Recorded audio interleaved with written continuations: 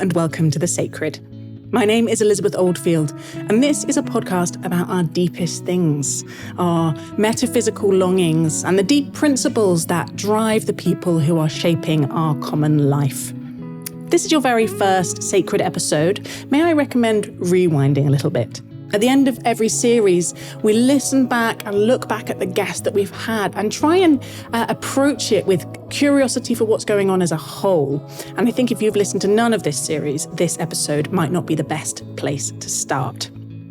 If you have, you'll know we've had a real range of guests, as we are always trying to do. But what's noticeable about this series, looking back, is how clustered they were. Honestly, we usually try and spread out our guests, people from different perspectives, different kind of spiritual or metaphysical positions, people from different professions. We do the thing that you're supposed to do at a good dinner party, right? It's just like break up the couples, spread people out, help your palate be continually being stimulated by variety. We weren't able to do that this series because it was just one of those times where it was complete scheduling carnage. And I want to give much honour to our producer, Dan, for handling that. And I know you're supposed to look like the sort of serene swan from the outside, hiding all of that happening in the background. But again and again, I think a policy of acknowledging that we're all finding our way through things like this is a good one. So what that scheduling carnage meant is we ended up with a series with clusters in it. In the middle, we had 3 journalists. And at the end, we had these 2 people working in the kind of psychological, psychiatric, philosophical space. And I think what that unintended positioning did is it really showed me how much nonsense it is to think that we can break people into types anyway. That the idea that, well, we shouldn't have 2 people, we shouldn't have 2 people who are journalists next to each other because they'll be too similar. Or we shouldn't have 2 writers of colour next to each other because they'll be too similar and the listeners might get bored, is another layer of this thing that we're trying to attack, which is our tendency to put people in boxes and label them and think that because they have one characteristic in common, they have their job in common, or, whatever it is, they have their gender in common, that they are the same type of person. And it has been very salutary to me to be forced to listen to people who I might have come at thinking we're the same type of person next to each other and realize again how much nonsense that is. And it really brought out what I think is the overarching theme of this series, which is something that Cole Arthur Riley said in the very first episode. She called it unapologetic particularity. I asked her, I asked this question, which felt quite risky, which was, how do I avoid white gazing you? And she said, unapologetic particularity. I've come back to it and I sort of talked to myself about it as rigorous particularity, treating each person in front of me as the unique, beautiful, in my language, kind of reflection of the divine that they are. And coming at them with curiosity, not assuming that I know what they're going to think, what they're going to feel, what they're going to say to me, what kind of person they are, because I've got some signifiers, some cognitive shortcuts that I'm coming to the conversation with. Yeah, so that has been, again, challenging for me. One of the other themes coming out of this series, I think, was formation. And it's something that I'm very interested in. I write about a lot. What are the kind of people we're becoming? Not just what are we achieving and what are we acquiring, but in my language, what kind of soul are we growing? What kind of character are we growing? I want to spend my life thinking about becoming the kind of person who I set out to be, at the beginning, that when someone stands up and says something about me at my funeral, I want those to be the things that matter to me, what David Brooks calls eulogy virtues rather than resume virtues. And it really came through in so many of the interviews, how this formation, particularly in our childhoods, really can shape our whole lives for good or for ill. You see it in really positive ways, in the way that Iain McGilchrist's school created quite a safe environment for his explorations, both intellectual and artistic, that formed him into a position of epistemic humility, of doubting how much he knew, of always saying, what's the other side of this story? What is it that I don't know? We saw it in Tom's childhood, growing up in Nigeria.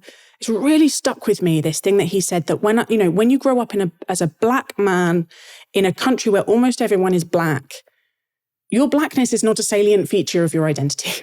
It's not something that you have central in your understanding of yourself.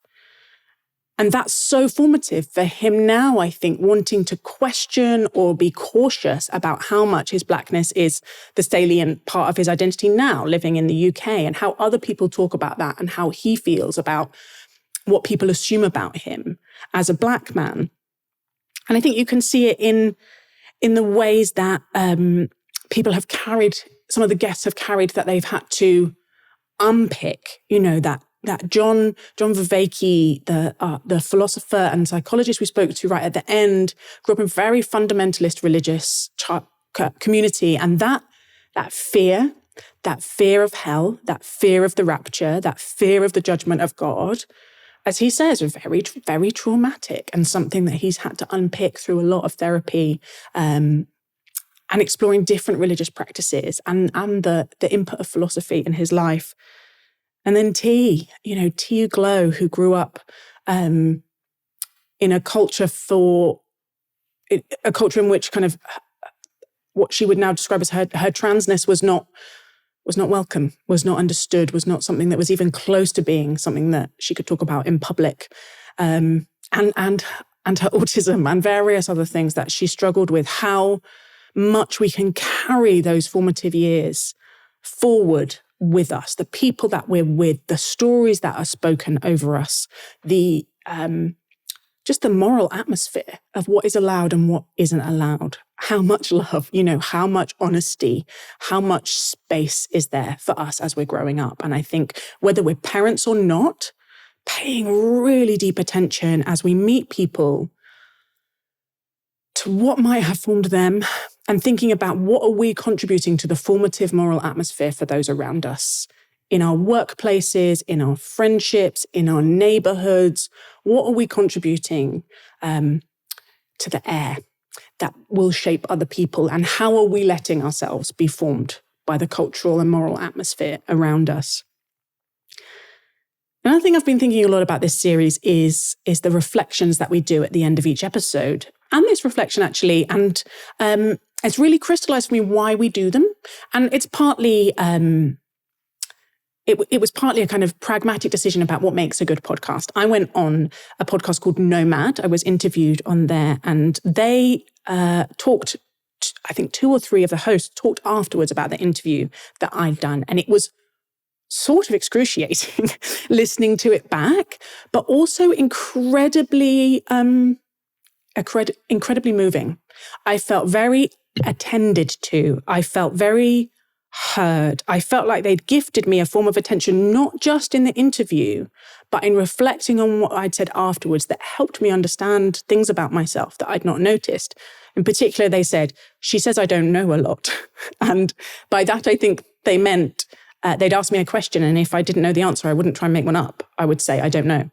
And I hadn't realized I do that, but it made me, it brought from unconscious to conscious my commitment to not BSing, to not claiming to know things I don't know, to not trying to impress people by inventing an opinion on the spot, frankly, or copying the opinion of someone I respect, but having quite a large area of life where I'm prepared to say I don't know. And so that experience made me think maybe that's something that we can give our guests, not just the attention to listen to them during the interview, but the attention to go back and reflect on what they've said. It's also kind of related to some of my spiritual practices around attention and formation, the sense that in a very fast information environment, if I'm not careful, the things I'm experiencing, the things that you are listening to as podcast listeners will just slide past our consciousnesses, right? Particularly if you're listening to on double time. Someone might say something really quite profound and it'll go in one ear, out the other, and we'll have no time to actually change us, to actually open up space in our hearts, to actually deepen our understanding or our empathy or our curiosity. And what I take from kind of monastic traditions and the discipleship traditions of my faith is that There's no formation without repetition. There's no formation without intentional attention to what we want to move from the short-term memory to the kind of long-term heart-forming shape. And so we do these reflections for both those reasons. But as you can imagine, they feel quite risky. They feel risky because I'm trying to be honest. That's one of my deep values, that I'm trying not to say things I don't mean. But in being honest about my experiences with each guest, there's quite a present danger that I might hurt their feelings, or I might alienate some of you listeners. Because the point of the podcast, well, it has these kind of twin aims. One is to normalize talking about deep things, reflecting on matters of character or virtue or spirituality or the soul, or these deep, meaningful, what is life about questions. And also to force us into a posture of curiosity about people not the same as us. All of which means, for a significant proportion of my guests, I'm coming to them feeling that thing that we all feel, which is, you are not someone like me. Psychologists call it homophily, this very, very deep, very hardwired, kind of universal tendency to prefer people who are like us, who we think like us. And those two things I think are really key. People who we assume will be warm to us, and people who remind us of ourselves. It's very narcissistic when you think about it. And again, I am deliberately having conversations with people who are not like me, and that on a range of things. And there's very few that I go into feeling actively hostile to, because those people I would not invite, because I don't feel in the right soul space to have a conversation with them where I'm going to honor them. But there are people, as you know, if you've listened to any of the reflections, which I go into the interview thinking, I don't know if I'm going to find it very easy to connect with you. And even saying that in a reflection, despite the fact that almost always I have, through the conversation, changed my mind and got to a different place, feels risky. Because that's a hard thing to hear. It's a hard thing for anyone to hear, that someone felt mildly nervous about talking to them, or didn't know if they would connect with them, or wasn't just like flat out full of enthusiasm to interview them. You know, if you listen to a lot of podcasts, and I won't name names, and some of them I love, you know, every guest is the person that they're most excited to talk to of all time. You know, every guest is their favorite person. Every guest they are a huge fan of. I can't do that because it's not true. So the guest hearing, even the fact that I might have started off nervous, is not something we do in public. And it's risky. And I worry about hurting people's feelings and alienating them. And I have stepped on a few guests' feelings in those reflections. And that's been really difficult to navigate. But again and again, the feedback comes that attempt to be honest is one of your favorite parts of the podcast. And we had a lovely thing in this series in that Uglow shared on one of her social media platforms how much she'd enjoy coming on, and that hearing that reflection of our conversation was her favorite part. And the fact that she felt honored by it and seen by it and attended to by it just gave this huge sigh of relief. The other reason it's risky is that this deeply wired thing in us means that, you may have noticed this, if I admit that I wasn't feeling very enthusiastic about interviewing a particular guest, and that is the exact guest that you were feeling most enthusiastic about listening to, you might just feel a little colder towards me. You might feel a bit distanced and mildly annoyed, even like a tiny bit insulted, as if I've said something directly about you. And that is very normal, and it happens to me too. Anytime someone says something even vaguely negative or cautious or even neutral about the kind of person that we feel aligned to, it triggers a little bit of fight or flight. It tips us into that defensiveness of homophily, of the people like me syndrome. And so I want to say, please stay with me. If I didn't feel enthusiastic about a guest that you love, it doesn't mean that I don't respect or feel curious or indeed feel a huge amount of affection for you or that group. we have this fallacy, I think, in public life that difference equals disagreement or even disdain. And part of this project is saying, no, difference can be powerfully good and beautiful and energizing and maybe even a given and glorious part of creation. I'm just going to finish with a couple of words on the thing that will be on many of our minds, which is the situation in Israel and in Gaza. And as I've said, I'm not going to pretend to you that I have detailed geopolitical insight here or a new analysis of the roots of this most painful, most intractable conflict. But I would like to suggest that this project of noticing our tribalisms, noticing our homophily, trying to stay open-hearted to people not like us is related.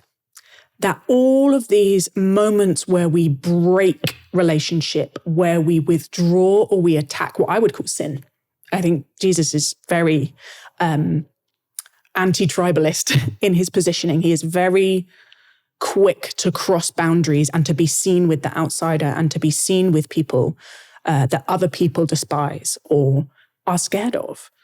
And this project of noticing that in ourselves is one of the things that we can do in times like these if we do not have levers to pull towards peace and reconciliation.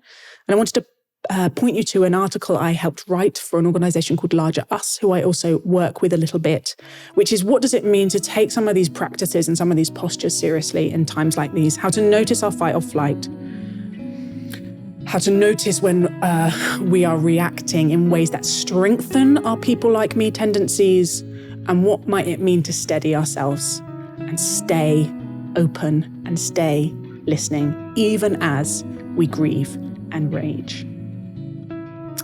This has been the series Reflection for the Sacred Podcast. My name is Elizabeth Oldfield. I've really enjoyed having you with us for this series, and we look forward to speaking to you in the new year.